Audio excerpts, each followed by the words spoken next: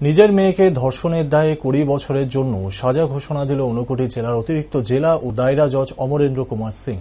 ঘটনাটি ঘটে পেচারতল থানাধীন শান্তিপুর এলাকায়। এই ব্যাপারে 12 জুন অর্থাৎ সোমবার বিকালে কৈলাসহরের বার লাইব্রেরিতে এক সাংবাদিক সম্মেলনে সরকারি দুই আইনজীবী সন্দীপ দেবরায় এবং কনকন দেবত্রাতা জানান যে পেচারতলের শান্তিপুর এলাকার বাসিন্দা নন্দ মালাকারের স্ত্রী 2020 সালের 31 আগস্ট পেচারতল থানায় লিখিত অভিযোগ করে জানিয়েছিলেন যে উনি কয়েকদিন ওনার বাপের বাড়িতে বেড়াতে গিয়েছিলেন।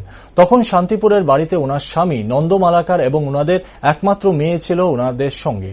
বাপের বাড়িতে কিছুদিন থাকার পর স্বামীর বাড়িতে এসে দেখে মেয়ের অসুস্থতা দেখে মায়ের কাছে অসুস্থতার কারণ জানতে চাই। তখন মেয়ের মুখ থেকে সমস্ত কিছু শুনে নন্দ মালাকারের স্ত্রী পেচারতল থানায় লিখিত মামলা করেন স্বামী নন্দ মালাকারের বিরুদ্ধে। থানায় এবং পরবর্তী সময়ে আদালতে এসে নন্দ মালাকারের স্ত্রী পরিষ্কার ভাবে জানান যে শান্তিপুর বাড়িতে স্ত্রীর অনুপস্থিতি নিজের একমাত্র মেয়েকে লাগাতার কয়েকদিন ধর্ষণ করায় মেয়েটি অসুস্থ হয়ে পড়ে। প্রায় 3 বছর মামলাটি কৈলাসহরের অতিরিক্ত জেলা ও দায়রা জজ অমরেন্দ্র কুমার সিং এর আদালতে চলার পর 12 জুন সোমবার দুপুরে বিচারক অমরেন্দ্র কুমার সিং নন্দ মালাকারের 20 বছরের কারাদণ্ড এবং 500 টাকা জরিমানাও ঘোষণা করেন।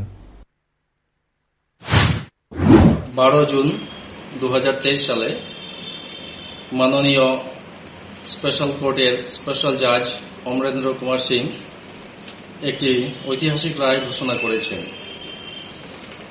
এই যে রায় ঘোষণা করা হয়েছে এই কেসের নম্বর হচ্ছে স্পেশাল পক্সো 23/2020। এই মামলা বিষয়বস্তু হচ্ছে গত 31 আগস্ট 2020 এই মামলার যে বিবাদী নন্দ মালাকার ওনার স্ত্রী ওনাকে এবং ওনার নাবালিকা মেয়েকে ঘরে রেখে বাবার বাড়িতে বেড়াতে যায়। উনি কিছুদিন বাবার বাড়িতে থাকার পর যখন ফিরে আসেন তখন জানতে পারেন যে এই মামলার বিবাদী নন্দ মালাকার ওনার নিজের মেয়েকে ক্রমাগত কয়েকদিন ধরে ধর্ষণ করেছে।